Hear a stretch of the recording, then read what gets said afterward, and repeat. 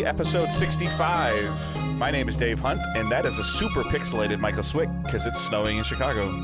Yeah, we got a crazy snowstorm, so my internet died for a couple hours this morning. It just came back maybe 45 minutes, an hour before we recorded, so if you're watching on Twitch, I might freeze, I might disappear, I don't know what's going to happen, but my audio's coming through. I can hear you, so that and your internal recording's going, so as long as the audio quality stays, we should be fine.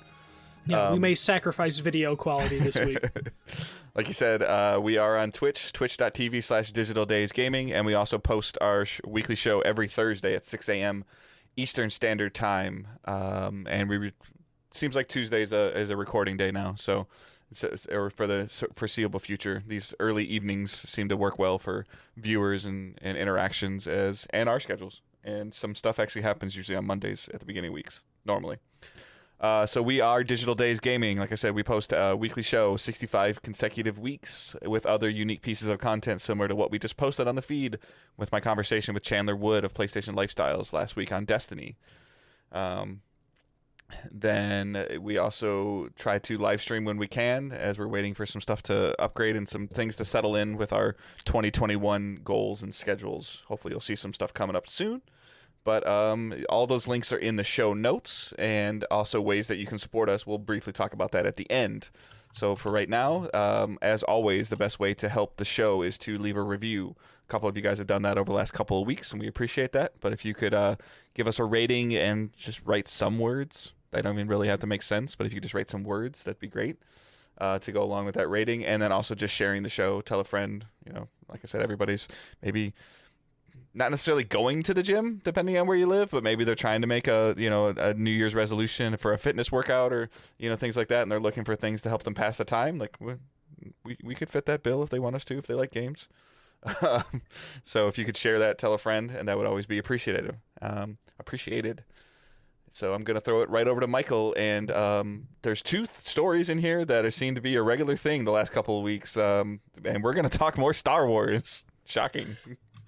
Yeah, this keeps rolling. I think this is going to be like common occurrence for the next couple months or years. So a rumor kind of was making the rounds that a new Knights of the Old Republic game was coming out. This has been confirmed by multiple people. Shinobi on Reset Era, who is an insider who I don't know if people know who he is, but he's a big insider. I think he's got a Twitter account. Jason Schreier confirmed that something is happening as well. But yeah, Knights of the Old Republic is going to get a new game, but it's not going to involve EA. It's not going to involve BioWare or Obsidian. BioWare made the first one, Obsidian made the second one, EA published the second one. They were Xbox exclusive games and PC, I believe. So yeah, a lot of things happening. The one thing that's been going around is that the developer, since it's none of the ones that I mentioned before, it's a developer that no one would expect or no one could guess would be doing this. So it's kind of a mystery right now. No one wants to exactly spoil it. There was a rumor last year that EA were working on a remake of these games, but now with the Lucasfilm, all the Lucasfilm craziness happening, and then now this rumor, seems most likely that EA's idea of remaking those games is dead, as far as we know. Though their contract with Star Wars ends in 2023, so right. In reality, if they have to pump out a game this year or next year, a remake would probably be the easiest way for them to meet their contractual obligation. Yeah, as well as Disney. a rumored another Battlefront version. So. Yeah. So Dave, more Star Wars news. Any thoughts right away? I mean, I feel like we talked about last week with the success of The Mandalorian, as well as, and I feel like the success of The Mandalorian, and then almost when that first launched with the pandemic, also coming, the Clone Wars, even for myself included, seemed to get a little bit more spotlight or publicity around them. I feel like Star Wars is in a decent spot. I think they need something from a television standpoint. I think they need something soon other than just Mandalorian, because I think going the month of October, or all of November essentially, which is pretty much what Mandalorian is like the first 6 weeks of like November. What was it? The end of October till like December 10th, and it was done.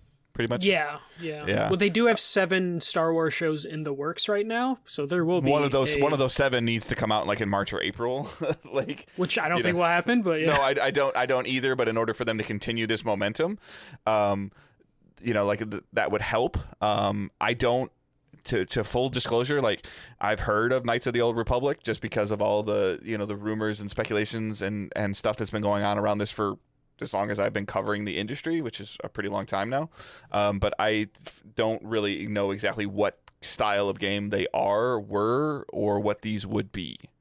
Action RPGs for the most part, so they would probably stick with that.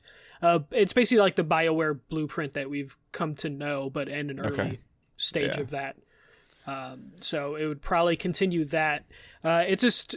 So, like everyone was like, oh, if it's not BioWare and EA, then it's Obsidian because they made the second one. But Obsidian is super busy, being a Bethesda/Microsoft owned studio. Or not Bethesda owned, but Microsoft owned. Yeah, but I think that if the rumors and speculations are to be believed of like how long we think Ubisoft may or may not have been working on this Star Wars game, how long Bethesda Machine Gun Games had been working on this, then there is a possibility that this contract or paperwork was written before Obsidian was purchased by Microsoft. So I mean, there is always that possibility. But I think I think at this point in time, with Obsidian being officially 100% absorbed into Microsoft's studios, I think that's something that would have came out during the sales paperwork. Yeah, which I'm sure we'll find more of that information. Because I think we're going to find out a ton of stuff about like when a lot of these contracts started, when Microsoft closes the Bethesda deal. But Obsidian's not with the Bethesda, though. Obsidian's been owned by Microsoft for almost well over a year now, right?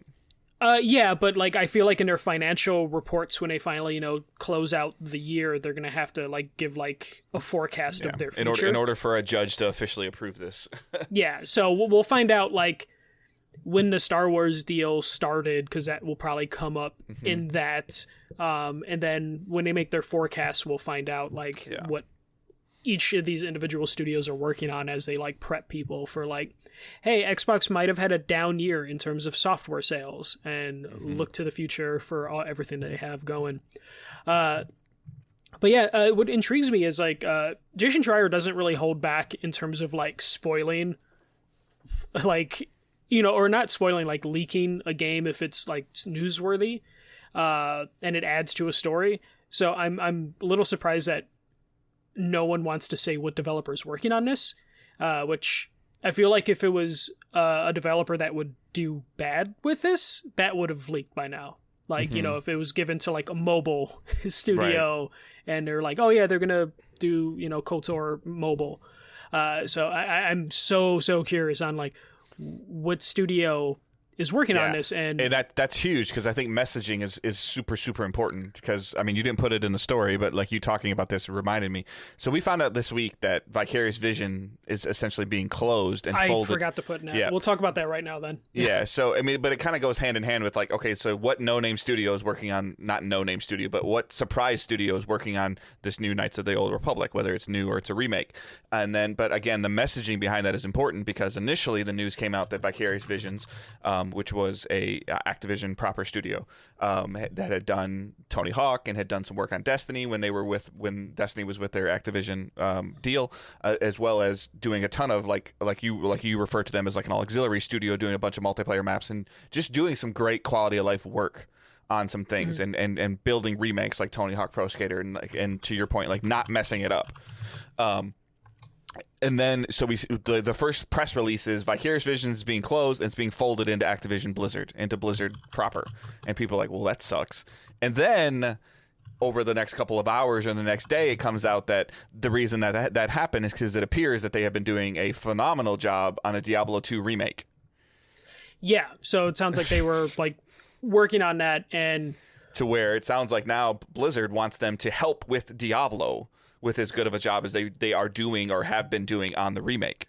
Well, so I don't know if it's necessarily like Blizzard wants them more than Activision has like dismantled Blizzard so much. And I know you don't like pay attention too much to like the World of Warcraft stuff. I don't play it either, but I pay attention to the World of Warcraft stuff. They put out a remaster, or like I forget exactly what it was called. Yeah, like WoW Classic, right? WoW Classic, and then they had some expansions come out. Warcraft 3 Reforged is what they put out, and apparently that was shit. It was terrible. It was a joke. It was like made people realize that like that Blizzard quality was gone. It's dead. So sounds like there was a bunch of teams that reshuffled because of that. And that's why Vicarious Visions is now being folded into Blizzard. Because if they were just working on this Diablo 2 remake, it sounds like before this happened, they were working on that. And there's no reason to then fold the studio into Blizzard if Activision didn't basically destroy some of the Blizzard teams to make room for them, sort of thing. Because there's no reason to like make a sole studio, then change name, and then just like push them into another. Versus just saying Vicarious Visions now going to be working on Diablo franchises. Like you could just keep VV. You can keep them around. It bums me out because it probably means there's going to be no Tony Hawk 3 DLC for the 1 and 2. But it sounds like Blizzard of old is pretty much just dead. Like most of the CEOs, all the people that were running Blizzard like 5-10 years ago, they're all gone. You know, they've been replaced. The teams have been kind of dismantled. They're still working on Overwatch 2. They're still working on a Diablo sequel. But it sounds like the takeover that Blizzard fans have been so worried about for so long is finally come to fruition, and Activision, it is now officially Activision Blizzard, but more so it's Activision, and Blizzard is just a name under Activision as opposed to like the partnership the name represents. Yeah. So, but I mean, kind of like to the point of like saying who the studio is going to be that's working on this, you know, can carry some weight. But at the same time, like when we start talking about like other studios that could be purchased, you know, I don't know who else. And obviously somebody like they'll come out and say, oh, so and so is working on, be like, oh yeah, you don't really think about this studio until you hear their name. You know, it's, you know, like right off the top of my head, like could it be Remedy? Like, you know, or could it just be fucking THQ Nordic just buying another IP somehow? And that would probably devastate people because like THQ Nordic, they do okay work, but they're like a AA sort of like company in terms of, you don't think of them and think AAA games. They have hits every once in a while, but I could see them popping up out of nowhere. But yeah, the Vicarious Vision news, I completely like missed on putting that in our notes, but that stuff was kind of crazy and out of nowhere because it's basically like telling that studio, fantastic job, Tony Hawk 1 and 2, one of the best sellers of last year. You're now Blizzard. Like, you have no name. Like, you were going to work on a Diablo 2 remake. And like Vicarious Visions carried, you know, some like that name carried weight in terms of like, you know, again, like some of the, like a lot of the Destiny fans, like the things that they worked on, they did a phenomenal job with, you know, like bringing, you know, quality of life engagement and bringing some of the core mechanics back to Destiny 2. And then also at the same time allowing like a studio like Bungie to keep working on their bigger expansions while they worked and with continuing the live service. And like Tony Hawk was good, and like they did some of the Spyro stuff, right? Or no? No, they did Crash. They did Crash. Yeah. Toys for Bob did Spyro. Yeah. So and you know, Crash was received well also. So I mean, they were starting to carry some serious clout in terms of, you know, working for Vicarious Visions was, you know, that, you know, putting that on a resume had some stuff to it. And now just to see that, you know, studio getting folded into at the point where we're seeing so many studios get acquired, and even then, like, they're still keeping their names. Like, it's not going to be Microsoft presents Doom. You know, it's like they're still going to keep their names, and now for them just go, okay, well, now you're Blizzard. It's kind of weird. Yeah, especially Activision doesn't really even do that for their own studios. Raven is still a studio that has its name. I mean, they can probably still keep the name, but it might, you know, get Blizzard tagged onto it. The thing that is the most interesting thing to me about this story is they're working on a Diablo 2 remake. which is a good studio to have work on a remake because they've proven they have the track record for it. But Blizzard's also working on Diablo 4, which I feel like means Diablo 4 was in trouble and needed all hands on deck, and is probably further out than a lot of people expect, because you don't put out a remake of Diablo 2, one of the best Diablos. It's a stopgap. So. Yeah. You don't put this out and then like 6 months later release Diablo 4. You know, like we're probably looking at like 2-year difference between whenever this Diablo 2 remake comes out and then Diablo 4. Because that's just a poor way to do business, especially when you're putting out Diablo 2, which is probably the most popular one, though the other one did big numbers on consoles. But like in terms of nostalgia, people have it for that one specifically. Yep. So you don't put a game out like that and then not expect that to just eat up all of the fans' time and devotion. And then especially like if Vicarious Vision has been able to, with a remake, implement better loot mechanics in 2020, 2021 than when Diablo 2 was out. And I don't even know how long ago. I don't even want to guess. Like over 15 years at least, right? Yeah, I'd have to look, but I mean, probably... like, so, you know, in terms of making an early 2000s game viable in 2021, 2022, so making a 20-year-old game viable in the current loot world, and then, you know, if I'm a Blizzard or Activision CEO and I see this remaster that's looking and looking promising, and you know, focus groups are saying that it's good, and then I see, you know, focus groups that are, you know, looking early on at Diablo 4 and people are saying that there's issues with like the loot and the play incentive, but then I see VV's ability to make the loot and play incentive of a remake. Okay, well, just take that team and put them over here. Especially the studio's like track record of working with modern loot games and current mechanics. Remasters. Like they have like the pedigree that they could probably do a really good Diablo 2, and that just puts the pressure on Diablo 4. I mean, I never heard people say that Crash still felt old or Tony Hawk still felt old. And that's, especially when you're remastering a game, that's kind of what you're going for, is to make it feel, somebody that plays it for the first time ever, that it feels like it's relevant to the time that it comes out. And it feels like Vicarious Visions has been able to do that. Will they be able to do that with Diablo? I guess we'll find out. Yeah, we'll find out, and I think BlizzCon, I believe, is still happening this year. I forget exactly. It's got to be virtually somehow, at least. No, it's going to be virtual because it's usually in like December, January, but they couldn't do it, you know, last year. So I guess we'll find out soon enough, because it sounds like they've been working on this for a little bit now. So this might just be one of those scenes where they kind of like shadow drop it and just like release it. To be that way that you end BlizzCon like Diablo 2 available June out. Yeah, exactly. So it might work out for at least fans of the series, and then put the pressure on Blizzard, who just have 2 games and like their new games, and it's Overwatch 2, which kind of disappeared, and then Diablo 4, which also has disappeared. So curious to see how that all turns out. All right. The next story I put was kind of going all over the place, so I figured we should just talk about it.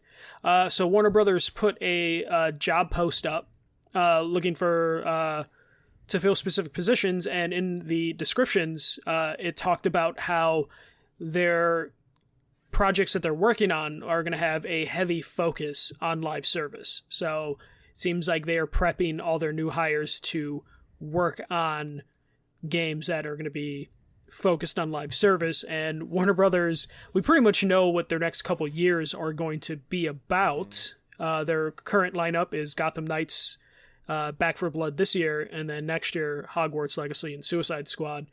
So that has people concerned that Warner Brothers is focusing on live service games. 2 of the 4 games that you just listed are essentially been confirmed as games for service, though, right? Yeah, they have been, but like Warner Brothers doesn't have the best track record in terms of, you know, monetizing games, in terms of being kind of exploitative about how they handle that stuff. People are still concerned about Gotham Knights, even though it's been mentioned many times that it's not a live for service game, but there definitely is some room for them to do some microtransactions. There's definitely going to be there's going to be microtransactions galore in that game with skins and stuff. Yeah. So. I guess at this point in time, that's to be expected. Back 4 Blood's a multiplayer game, so that's got games of service written all over it. Yeah, and it's got a card building or deck building aspect to it, which concerned me when I talked about it a couple weeks ago. Yeah, very scary for me. Hogwarts, I think if done correctly, could be a games as a service, but at the same time, I think that could just be a cooperative multiplayer play through the story, maybe with some expansion games as a service thing. Yeah, there's other things they could probably have you customize your character in different ways that they can microtransaction. Yeah, I just don't consider that to be a games as a service though. It depends on how often they want to like expand it and everything like that. There's a lot of gold to mine in the Harry Potter universe. Yeah, but I think they would have to do that with kind of like named expansions where you bring your character along with you and play a different story branch like that.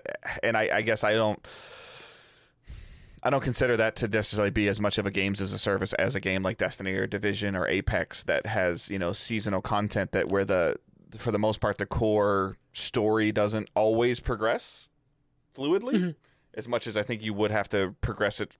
And I don't know enough about Harry Potter, but I don't think that you could just like make Harry Potter like a grindable 90-day seasonal loop thing. There's ways to do it. You can turn Harry Potter into a third-person shooter with wands and find all sorts of ways through their lore to just continue to like milk that for money. And then, of course, the big one is Suicide Squad, which is pretty obvious that that's going to be a live for games as a service. That's rumored to have like raids and everything in it. Yeah, that's going to definitely take advantage of all the DC heroes and villains that you can have in that and build raids around.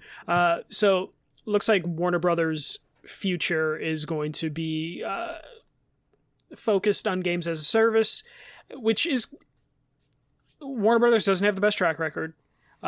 We've seen how games as a service can really mess up a game, Avengers specifically, where they have a pretty decent single player campaign, but they emphasize so much on that games as a service that they didn't hit. I don't think that that's messed up as a games as a service. I just don't think it functions as a games as a service. Like, that's all. But they tried and they put clear effort into it, and it sucks because that game has a good single player story, but most people ignore it because it's a fucking games as a service with like 10 different currencies and cosmetics that don't really exist. Yeah. I still won't play it until I get the next gen upgrade.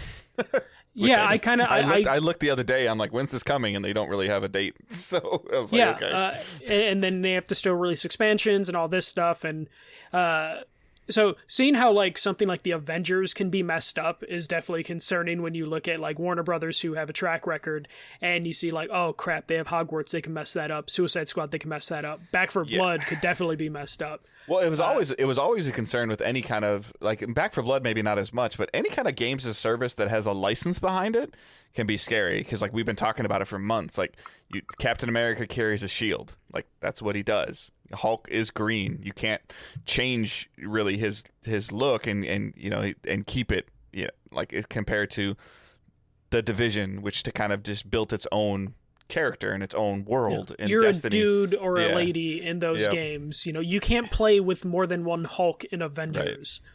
Right. And I think like it sounds like based on a little bit that we know about Hogwarts is that you're a new student. Yeah, a new wizard student. Yeah. And that I think allows for a little bit more free customization versus we're going to make Captain America put Iron Man's gloves on and all of a sudden he can shoot stuff out of his hands. Like that just doesn't work. Yeah, you're limited when you work with a license, especially something like Avengers, where it's like you have very specific canon that you can work with. And then I would say the same thing about like Gotham Knights is that you can't really you can have multiple versions of Robin, but you can't necessarily change what Robin does. Yeah, exactly. Especially when you have different Robins in the game. So it's just like you want to change how Robin plays, play Nightwing or something like that. It just scares me when I think about like Warner Brothers putting out charts for their games in terms of like, hey, here's our pre-order charts and our costume charts of how you can get all this content. So hopefully they're hiring people because they got rid of the people that made the previous decisions and they look like they need to change up their strategy. But get ready for that. I Back 4 Blood is the one game I'm really excited about this year, and I am also super concerned with how they're going to handle that. So I'm going to be like eagerly watching every video they put out that explains how they're going to monetize this game, because nothing annoys me more than a $60 game that has like videos and charts to explain how they're going to monetize you past $60. Right. So that there's that. I put this a news story in kind of as a joke, but Uncharted the movie has been delayed again. Star Wars and Uncharted. If they're not in our show, then it's not a show.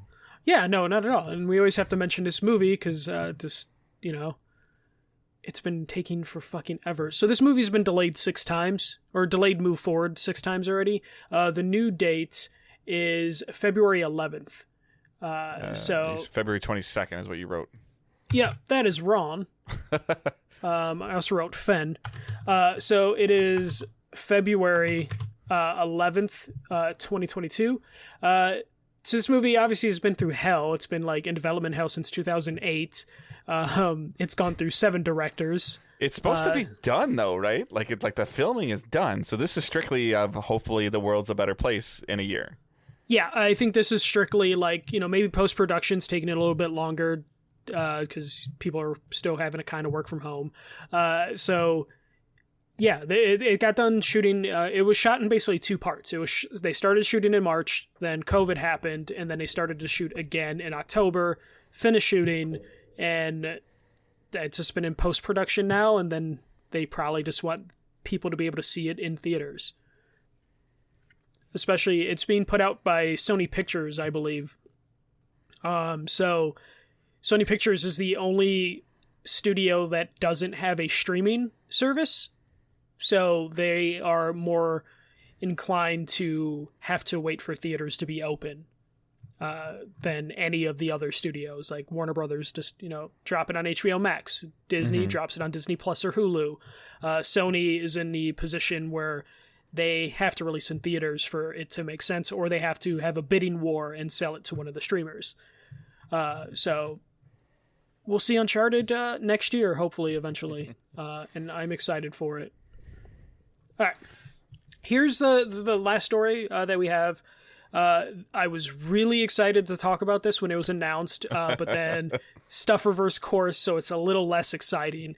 But last week, early in the week, Microsoft announced that they are going to basically double the price of Xbox Live Gold. They were going to charge for 1 month of gold, $11, 3 months, $30, 6 months, $60, 1 year, $120, which was crazy. It was absolutely crazy that they were going to increase it so much. Clearly, it was a push. At one time. At one time. Yes. Yeah.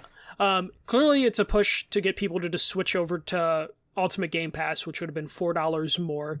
And I guess they felt like this was the best way to do it, but we'll talk about it. But I think there are better ways to get Game Pass Ultimate is $15 a month, so it would have been $180 for the year.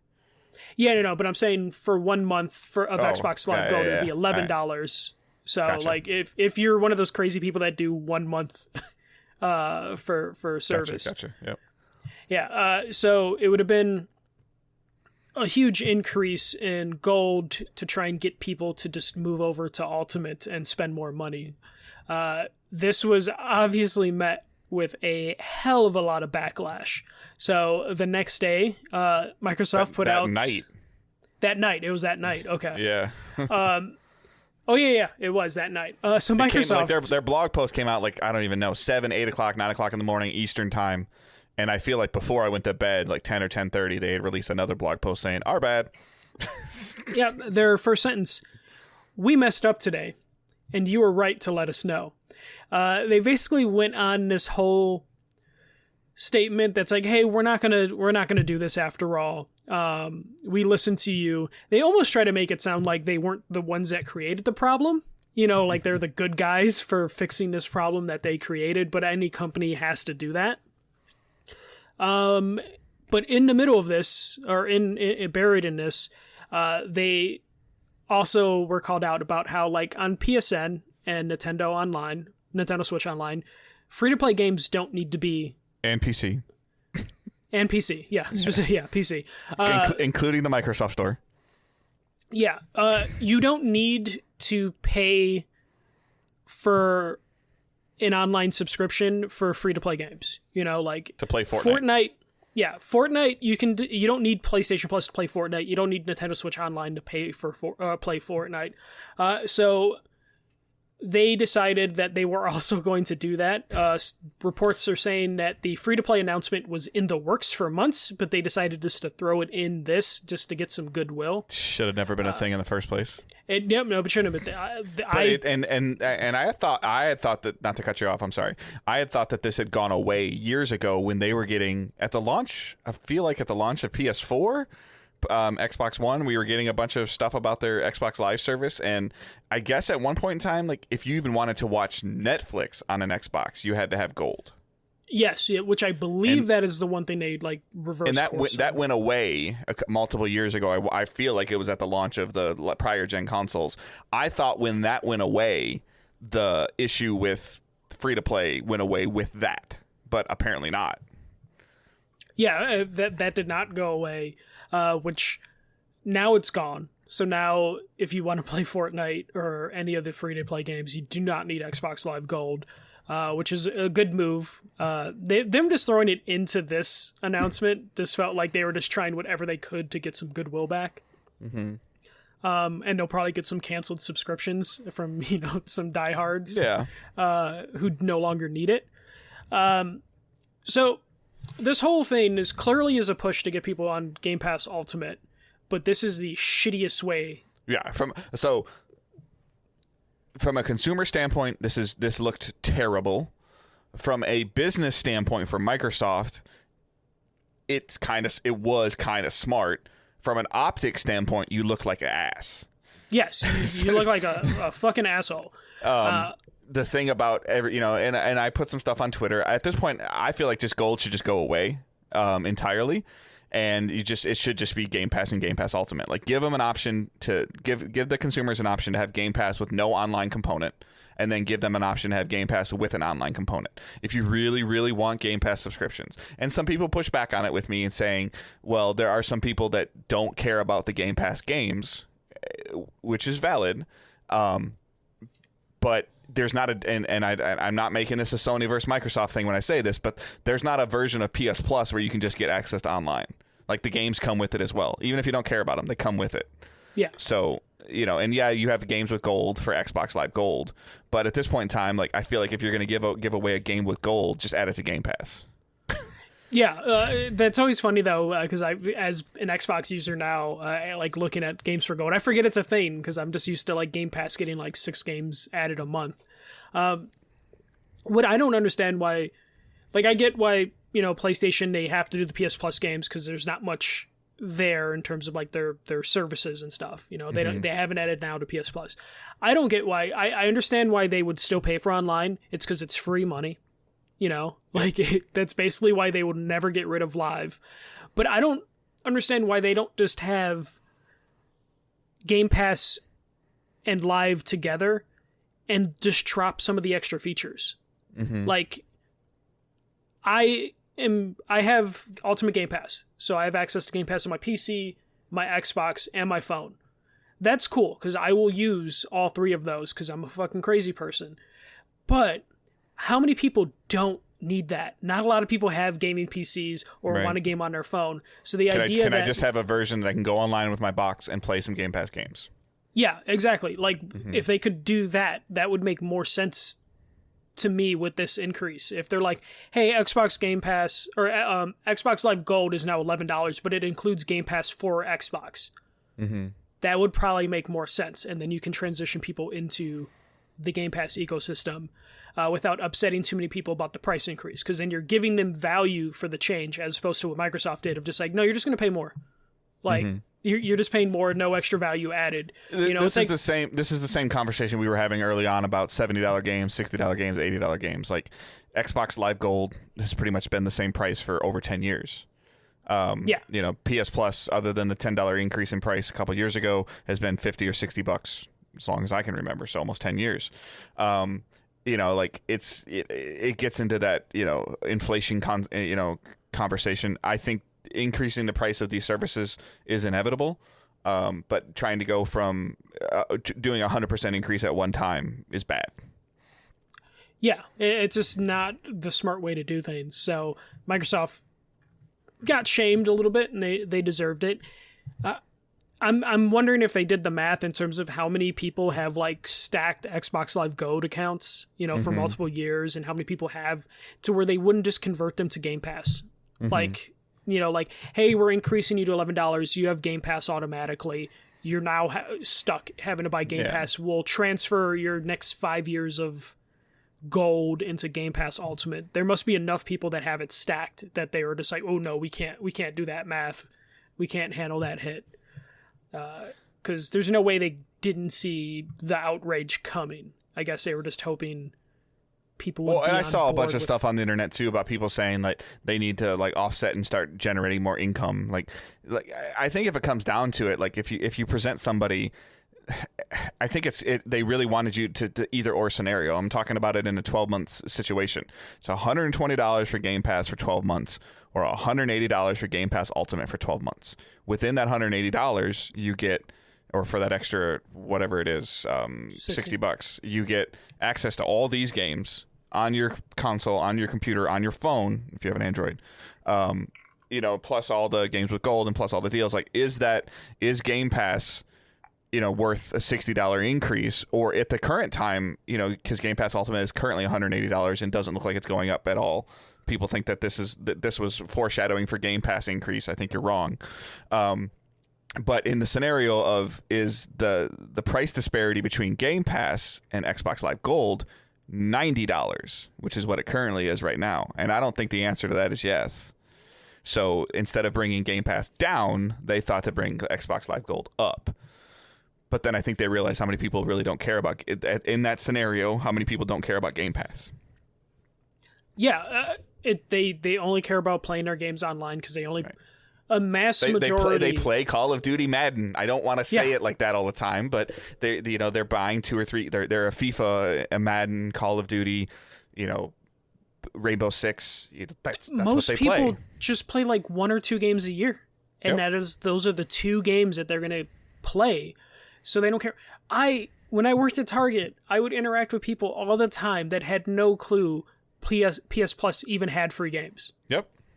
Like, there'd be someone putting a game on a counter. I'm like, that's free on Plus this month. And it would be like, what is that? And I'm just like, you pay for online, right? And they're like, yeah. I'm like, then you're getting this game part of your subscription. And people have no idea that's a feature. Yep. And the same goes for Xbox people that don't care about Game Pass because they just know that because they put Call of Duty in their box or they put Madden in their box and they go to click online to play against their buddy or their brother that lives in a different state, that all of a sudden the screen pops up and says you need to buy this and it's going to cost you $60 for a year or $30 for 3 months or whatever, and they go fine and they click it and they put their credit card in and they buy it and they never think about it again. They just because now that box doesn't pop up on them if they want to play against their brother or their buddy, Madden, Call of Duty or whatever, and they just move on with their lives.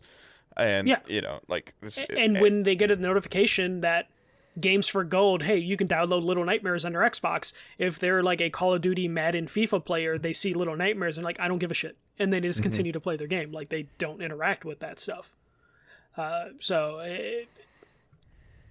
Microsoft fucked up basically is at the end of the day on this one, but they reversed course. You should have gone up like $15-$20 and then in 12 or 18 months gone up another $15 or $20. Like, you just like they've done with New Era hats and they've done with shoes. No, Netflix has gone up to like $15 now. I didn't even notice until cable companies do it. Yeah, because they've only done like $6 every 2 years. You're like, whatever. Okay, I still especially now, like Netflix could release a price increase right now after they just announced all their movies that they're going to bring out, and everybody's stuck at home watching TV, and they're going to be like, oh, fine. I mean, I watch Netflix, half the week now, anyways. Yeah, I didn't know Netflix was $15 just because it's just something that automatically takes from my account, and I just happened to look on my account the day. Probably when you signed up for it, it was like $9.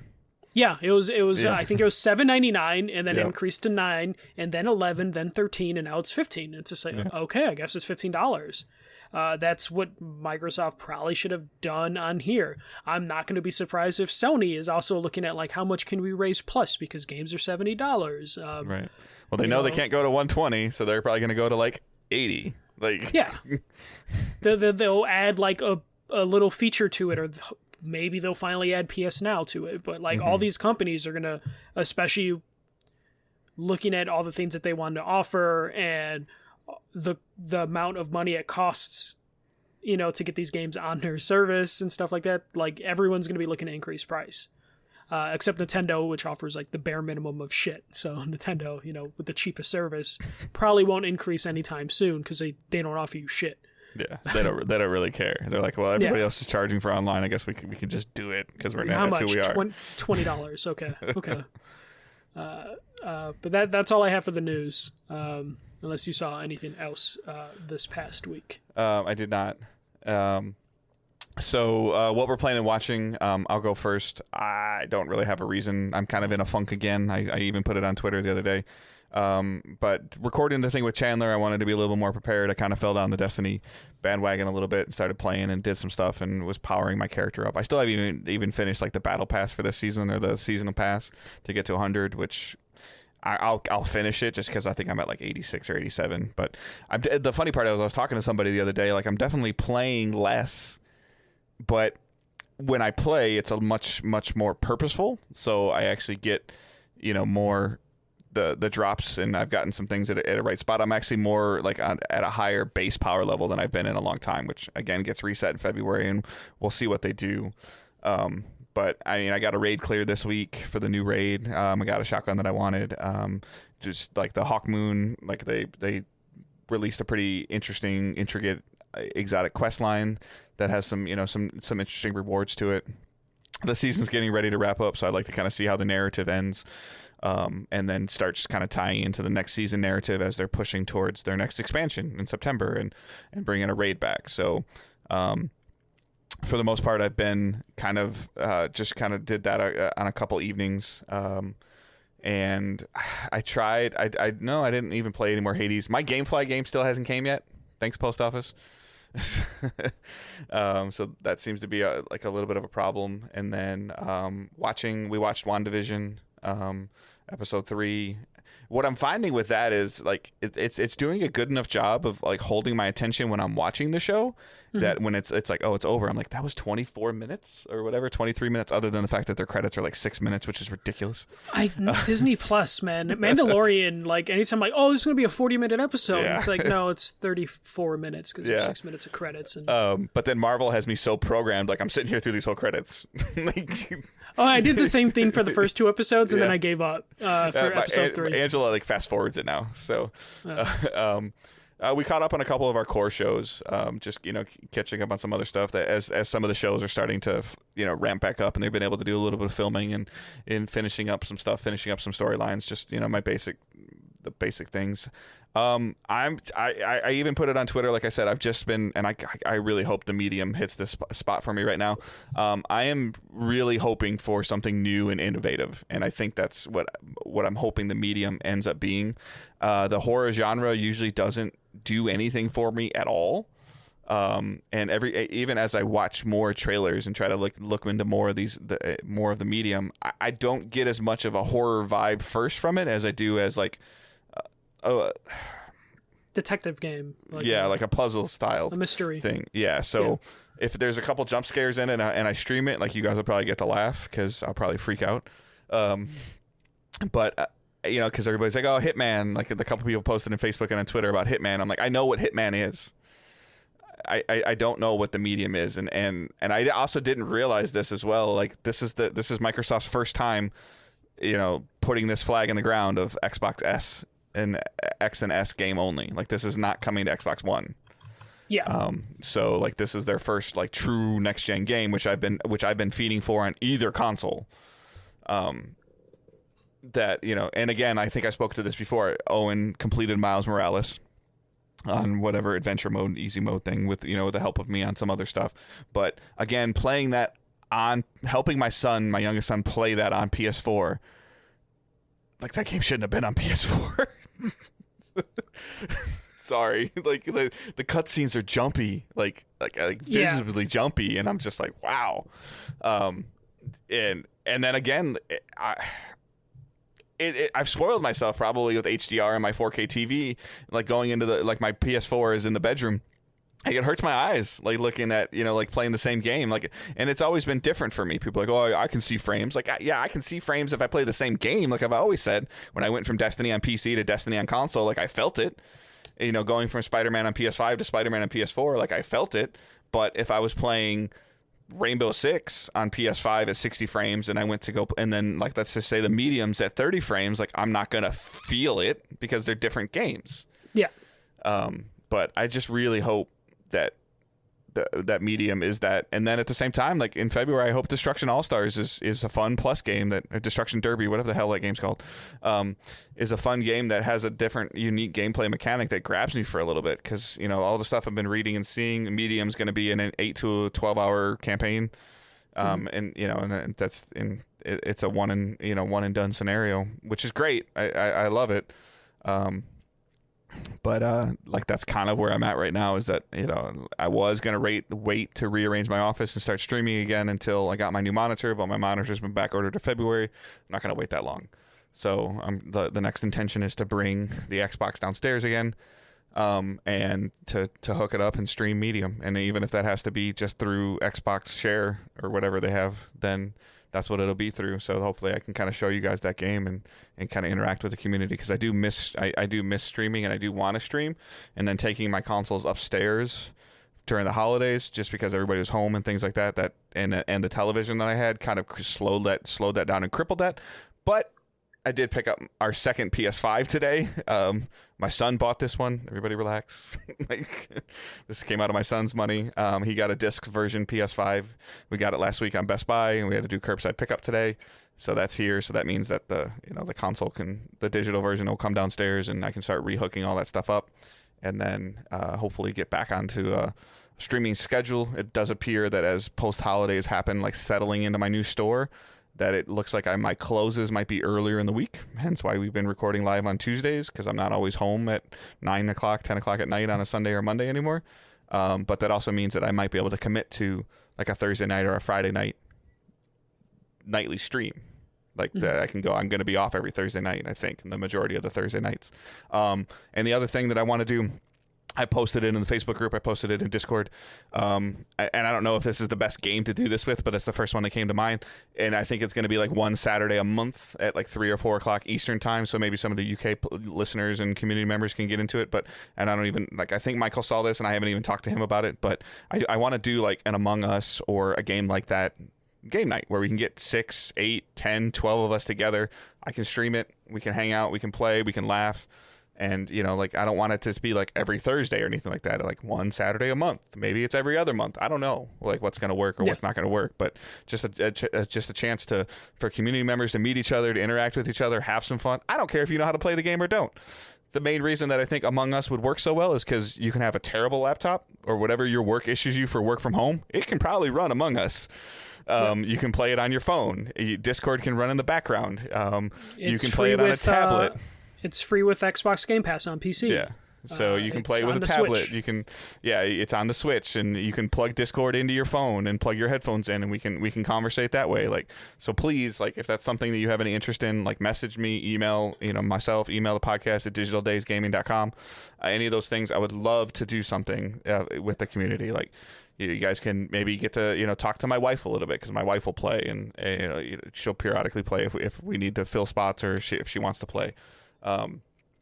And just to interact and just to have some fun. Like, you guys all interact with each other great on Facebook, and my part of my goal for 2021 is to somehow expand what Digital Days is doing, and one of the ways that I want to do that is through community interaction. So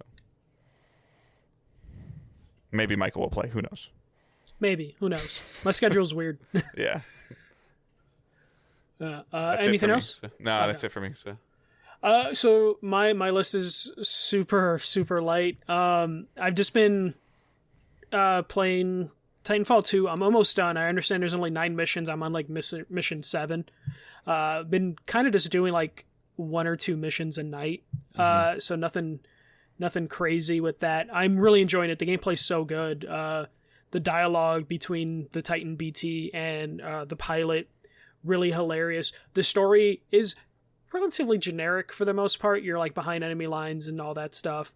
But I'm enjoying like the gameplay. I crack up though every time I see something in the game that is just in Apex Legends, and I constantly am reminding myself like this is in Apex, this is in the same universe, so it makes sense. But the first time I pick up the Mozambique in Titanfall, I'm like, that's a piece of shit weapon in Apex Legends. I'm not going to use that, but I'm like, you know what? I kind of want to play this whole game with this stupid shitty gun from Apex Legends.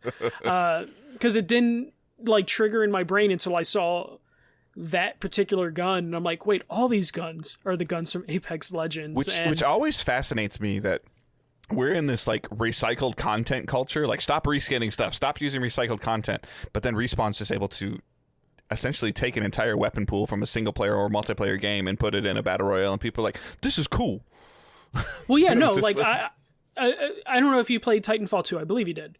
My favorite mission so far has been the mission where you're in like the facility that's like building houses and like test houses for like shooting ranges and stuff. And every time the house is getting put together, I'm like, they're building that Apex Legends house, you know, like everything that I saw, I'm just like, oh shit, like this makes so much sense. This facility is just making the shit that we saw in Apex Legends. And I saw, you know, that's when some of the mission after that, you see some of the like the dinosaur creatures that you see in Apex Legends. So like, I'm enjoying this game for different reasons than most people were enjoying it, because I'm playing this after I played so much of Apex Legends. So I'm having fun with that. I totally see why people think this is like one of the best first-person shooter campaigns of last gen. It's definitely like ranking high up there for me. Other than that, I've been playing a lot of Tony Hawk and Need for Speed Hot Pursuit. I forgot that I bought Need for Speed Hot Pursuit during Black Friday, so I installed it on my PS4 Pro, which I no longer had. So then I was like, oh yeah, let me go install it on my PS5. Ended up playing a little bit of that. It's just Giant Bomb released like their Game of the Year podcast, and every day they had 2 to 4 hour podcasts discussing like their Game of the Year lists. So I've been needing kind of like mindless games, and I already returned 2K to GameFly. So I needed something that I could play but not have to pay attention to. So it's been Need for Speed and Tony Hawk. So surprisingly a lot of that. I finally got through my podcast backlog, which is like relieving to a certain point. I'm just like, oh, thank God, I'm done. I've kind of just given up. Like, you know, I don't even listen to like some of my Destiny stuff anymore, or the gaming stuff that I did listen to, partially because my commute's actually gotten a little bit longer, but my commute was super short for like 2 years, and then launching this, and you know, like that's why I think it's always fantastic when I get a little bit of hate on Twitter or Facebook about people like, oh, you're just echoing somebody else's opinion. I'm like, really? Because I haven't heard their opinion. Yeah. It's like, I haven't listened to that podcast in forever. Yeah. I kind of like fell off like the most of the podcasts I listen to, but I still am subscribed to a ton of podcasts. But my commute isn't as much anymore because I'm going in less days a week. You know, before I was used to working 5 to 6 days. I'm only going into work like 4 days. So it's like that cut my podcast time. So other than that, I've just felt also really old because, like, you know, during the election stuff, all I was watching is election news, which made me feel old as shit. And then now I've just been obsessed with like the stock market, and that makes me feel super old because that's been super entertaining with all the GameStop craziness that's been happening the last week or so. Just spending way too much time on Reddit looking at like I hate that site, man. I've gotten such a hard used to time it. following like a thread. Like, it's just so weird, like Reddit in real time, when you just see like stuff getting deleted and flagged, and you're just like, oh, I was really enjoying that thread, but my page refreshed and it's gone now. I mean, I've always heard like as soon as you get comfortable navigating Reddit, it's like a really cool experience, but I can never get to that comfortable point. I think I give up and I'm like, I'm done. Like, after like this past week, I think I've hit that point where I'm just super into looking at Reddit and fucking around with stocks and stuff like that, which just makes me feel super old. That I'm just like watching fucking bullshit ass stock market stuff, getting angry why I'm doing it, because like our whole system is like so chaotic bullshit that it just makes no sense. So I've just been enjoying that way too much. And then I watched WandaVision, loved that. And that's pretty much been it. Like you, I'm looking forward to the Medium. I have it preloaded already on my Xbox, ready to go, because it comes out in 2 days, a Thursday or Friday.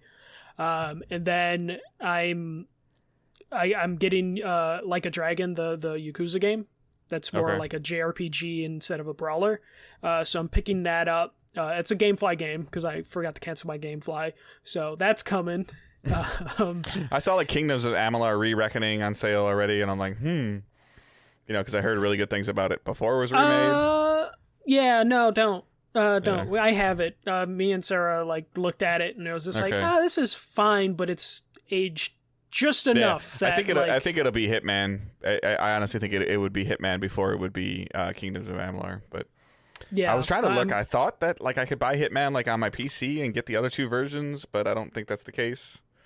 Yeah, there's some weird Epic, thing. There's something weird going on with Steam and Epic, but I think they fixed some of that. But I thought that maybe it's just content crosses over, but I don't know. I'll see. Maybe you can definitely add 1 and 2 to it, but I think they might look for licenses. I forget exactly how that works. Yeah. So, we'll see.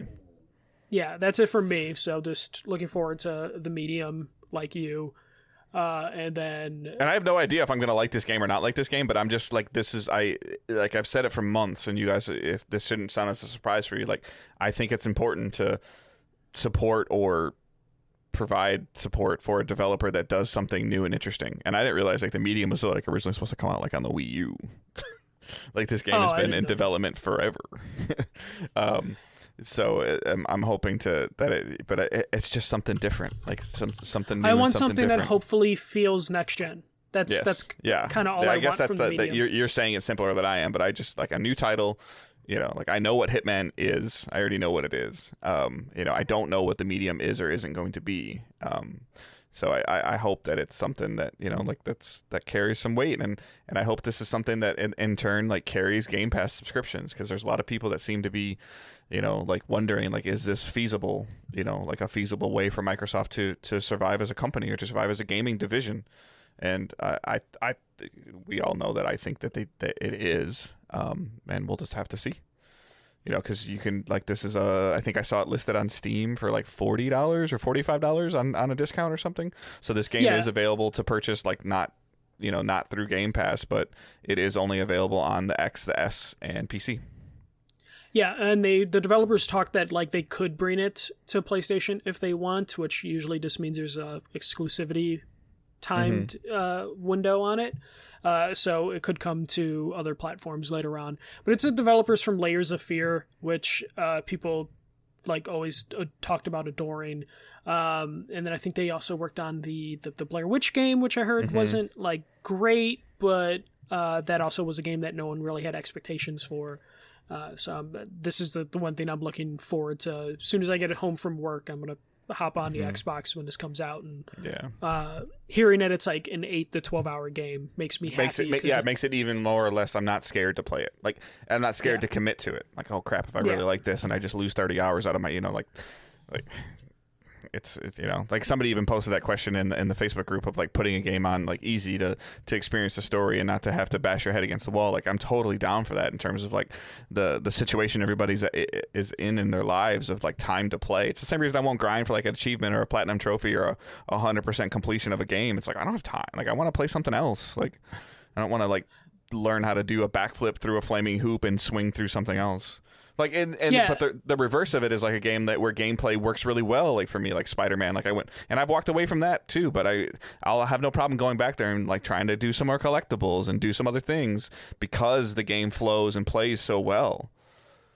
Yeah, well, it's funny. I needed time to kill because when I was going to play Need for Speed, it had a patch, and apparently when you put the disc in for the disc to install, it doesn't pull the latest patch as soon as you launch the game on a PS5. Then it says, hey, there's a patch for this game.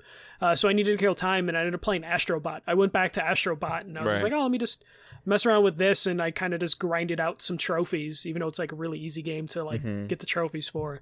But I've definitely been looking for just like shorter experience sort of games to just say I finished at this point. Than I mean, I'm gonna go back to 30-hour game. Yeah, I reinstalled the Division 2 on my PS5. I think it's supposed to run at like 60 frames, but the main reason I reinstalled it is because I'm not even a huge Resident Evil fan, but they're doing an apparel event that's tied to Resident Evil, and the stuff look cool, and I'm like, all right, I can check it out and see if it's worth it. See if it's worth the time. Like, it's not a gameplay mechanic change to it, but it's like, hey, there's something else cool and shiny for you to do in a game that I enjoy the mechanics of it. And like that's a huge deal to me, and I think it's important for the developers to see the increase in the player base to decide if they're going to do more. Like, we don't even know what's going to like I don't even know what the future of the Division is. Like, that for that studio or them speaking on that franchise they've been super silent. So and now they're working on Star Wars, so right. they're probably going to go away unless something major happens with the player count. Yeah.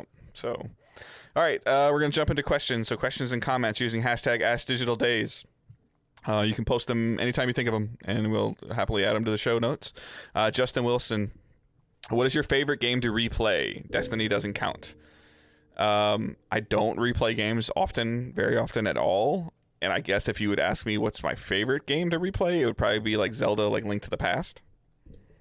That's the one I can think of that I probably have played and beaten multiple times, along with like Super Mario RPG.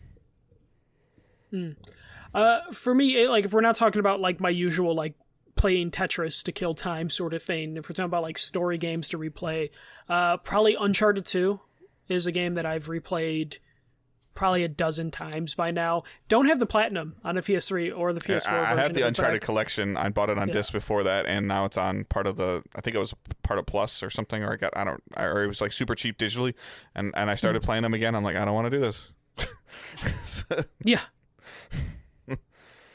That's pretty much. I'm trying to think of other games that I've like replayed. I mean, you've done some of the Dragon Age stuff, technically, right? Or is that kind of like a you and Sarah combination, or is that Sarah playing and you watching? That's me watching. I've probably now have watched all 3 Dragon Age games probably like 2 or 3 times. Like right now, she's replaying them on PC with mods, so I will occasionally like turn over to look at them to see what's happening.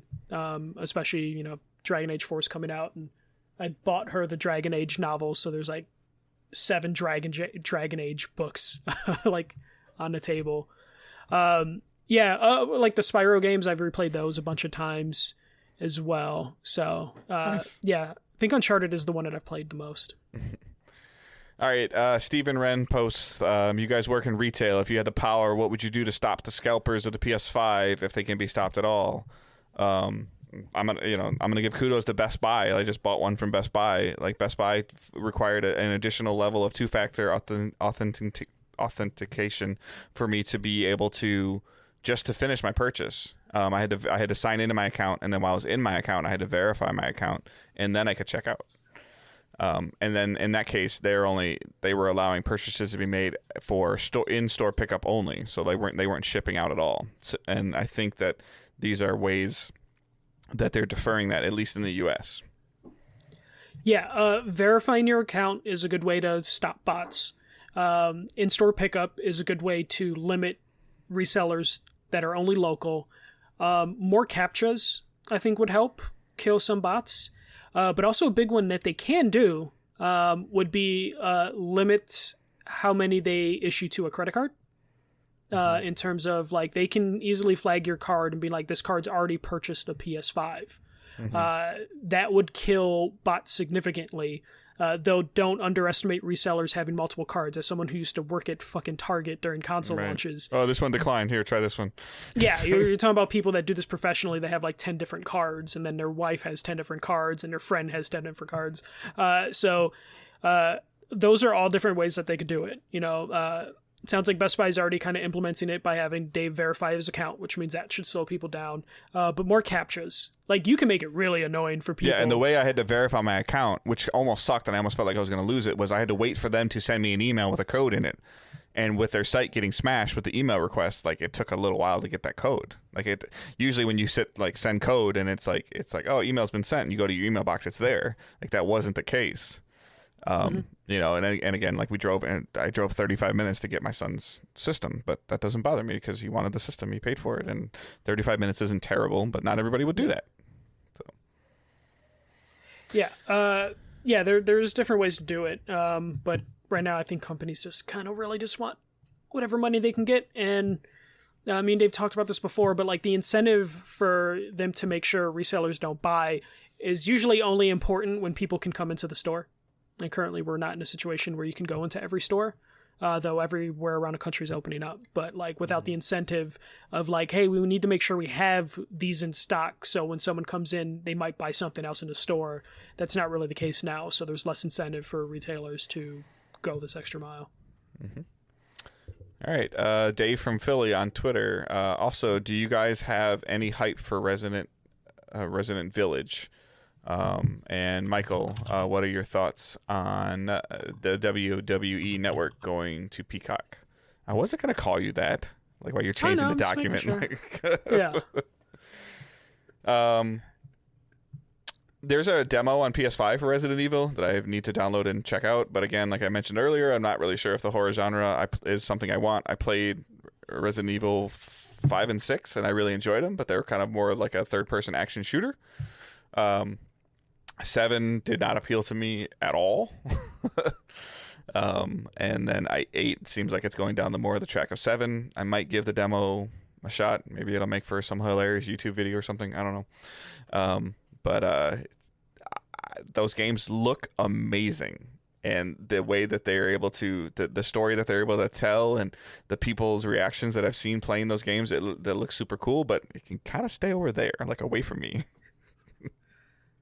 Yeah, I'm kind of in the same boat as you in terms of like I'm not the biggest fan of scary games. I could handle these games when they were more actiony, like 4, 5, and 6. But 7 leaned too much into the scary territory for me, and I'm a coward. So I definitely I'll download the demo and mess around with it, but it's not a priority for me. I'm happy that Resident Evil is finally like. With the last game is like it's and also the remakes, like Resident Evil's back and doing well for Capcom, so I'm happy for those fans of that. But when it comes to the wrestling question, Peacock paid $1 billion to basically become the WWE network, so they're retiring the WWE network into Peacock, which I'm kind of happy with because like. I'm not subscribed to the network now, but the Royal Rumble's this Sunday, so I'm going to subscribe to it for Sunday, which means I'm going to be locked into paying them $10. I get Peacock for free through Comcast, so I'm just going to get the WWE Network for free basically now at this point. Mm-hmm. And even if I wasn't getting it for free, it's only $5 for Peacock with ads. So this is kind of huge for me in terms of saving money and cutting down on the 10 different services that I'm subscribed to already. It's super interesting because like NBC Sports just announced like at the end of this, like sometime in 2020, like they're completely folding. Yeah. And they're going to move NHL games to like the USA Network, which will interfere with wrestling some ways. So it's like, it's weird. It's almost like, okay, well, like the real sports thing didn't work, so now we're going to shut that down. We're just going to take all that money and put it on WWE. Yeah, $1 billion is a lot, but it's one of those things where, like, I think WWE brags that they have, like, I think it's almost like 20,000 hours worth of content, so they're going to throw that onto Peacock, which will then bolster their bragging rights for how much content they have, though a lot of people won't be interested in watching old wrestling. So it's good for WWE, even though they're, kind of shitty company.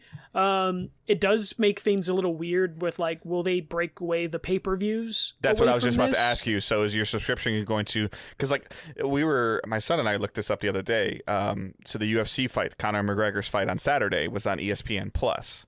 Mm-hmm.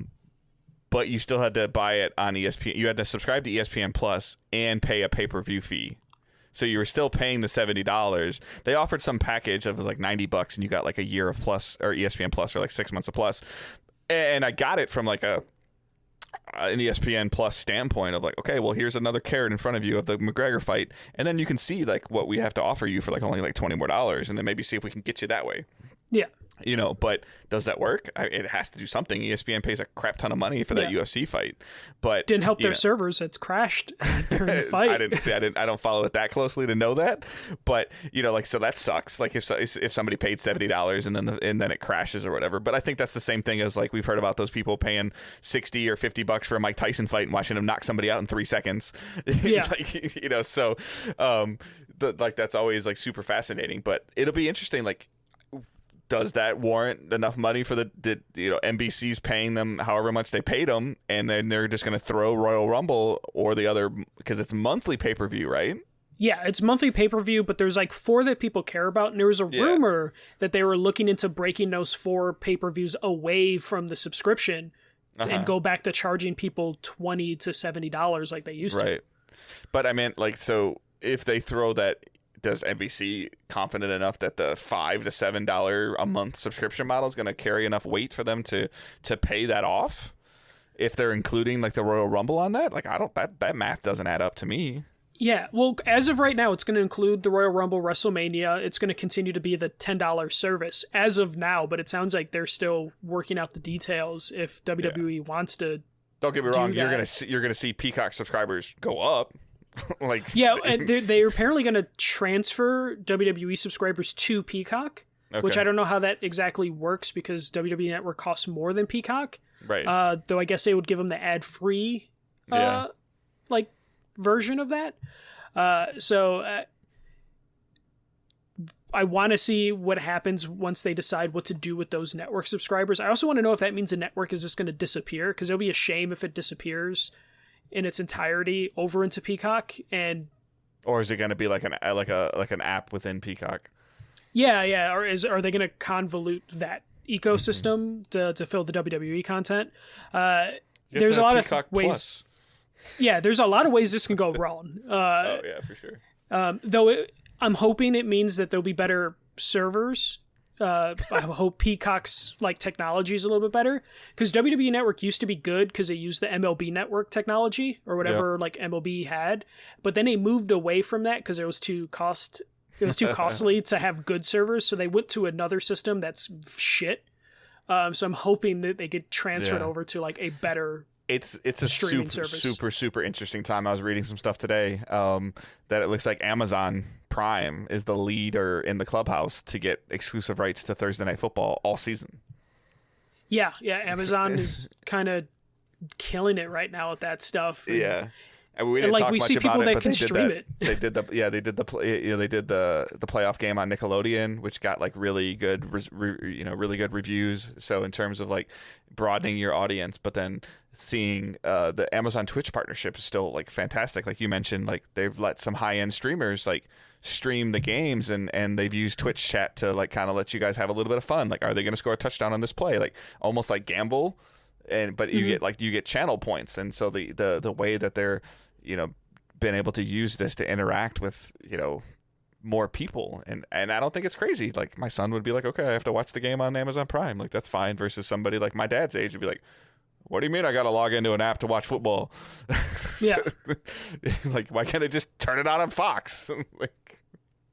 So I mean, it'll be super fascinating to see if like a prime time Thursday night slot goes to a non-cable channel. Yeah, I think that's what's gonna happen. Like they'll work on split partnerships. Like wrestling won't be on cable, technically. Well, so here's the current problem. So NBC, we're gonna talk a little more wrestling. So currently, I'll grab my pillow. I'll be right back. Kidding. Yeah, no, but this is sports related talk. I know. So I'm just messing with you. NBC Sports is going away. They have a huge deal with the NHL. Yeah. And which expires at the end of this year anyways. Yeah. Which NHL games, I believe, are associated with like Wednesday nights for the most part. Like in terms of like their big marquee games can sometimes be on Wednesdays and I think Saturdays. That is a time slot that currently is given to WWE for NXT. And they're moving the NHL games to the USA Network, which is the WWE's channel. So there's going to be a point where NBC is going to have to go to WWE and be like, a really important game's on Monday and a really important game's on Wednesday. Fuck off. And go to like some other network for the night. So it's going to be interesting to see, like, does that mean they move some of their live shows to straight to Peacock? In those situations where like NHL playoffs are happening and they need to kick wrestling off. That'll be hilarious though.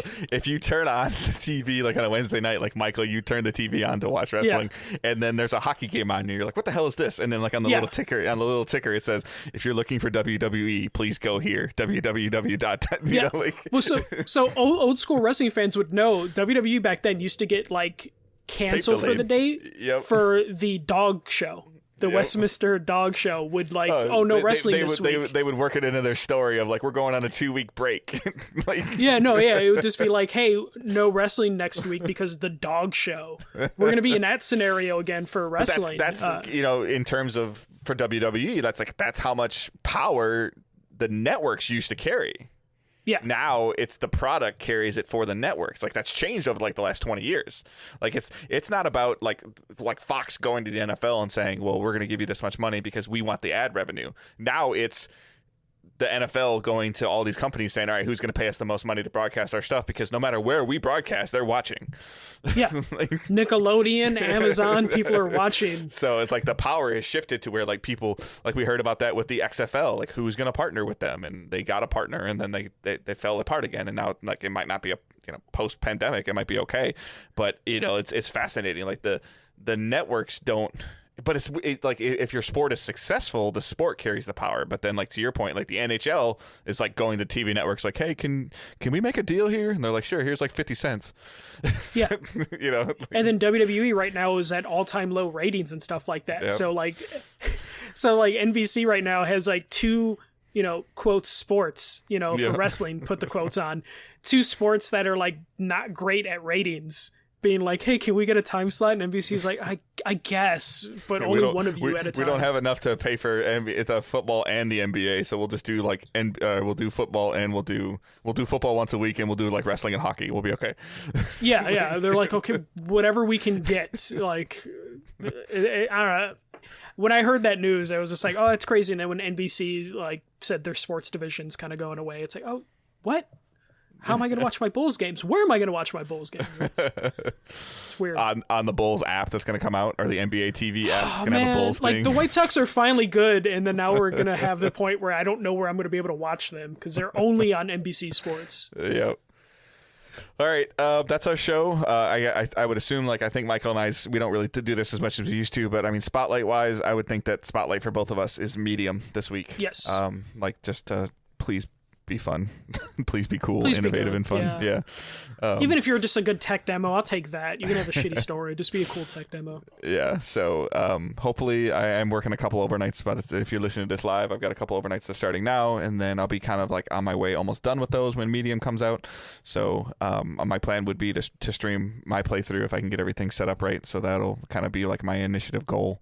So if you see those, please stop in, say hi. Say boo. I don't know. See if it scares me.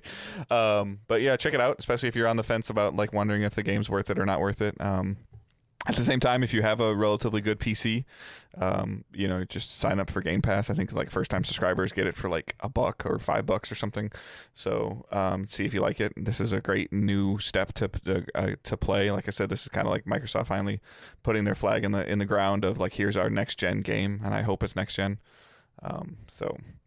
So you can follow us on the socials. Like I said, twitch.tv/digitaldaysgaming. If you guys give us a follow there, we're creeping up on another follower milestone close to 200.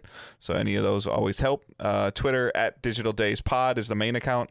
@FirstMJC is Michael's. @GoodDaveHunt is mine. Facebook group, Discord channel.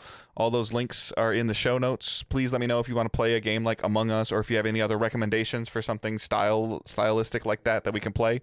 Like I said, Among Us comes to mind just because I feel like even if you don't have the ability to feel comfortable, if you only have a PlayStation, you can, hopefully on your iPhone or your Android or, a base computer, like a MacBook, I think it'll run. And so and then we can all just jump in Discord voice and we can just conversate with each other. You can turn push to talk on. You don't have to have a camera. You don't have to have any of that stuff. It's just us just having some fun and having a good time. And then our Patreon tiers, patreon.com/digitaldaysgaming, where we have like the $1 tip jar, the $3 Discord access to the private channel, not the main Discord. Everybody can come to the main Discord. There's just a private channel for Twitch subscribers and for $3 Patreon supporters. $5 gets you the podcast 24 hours early. So you get it on Wednesday instead of Thursday. And then $7 is your monthly bonus episode, which we haven't recorded for January, and January's almost over. Yeah, well, we'll get to it. We'll get an episode out. Yep. So other than that, I hope everyone has a fantastic week. Michael, you got anything else? Nope. Just excited to play the medium and go out and play in the snow. Make myself feel younger for all the tax shit or all the stock market garbage that I've been looking at. All right, everyone. Keep moving forward. See ya.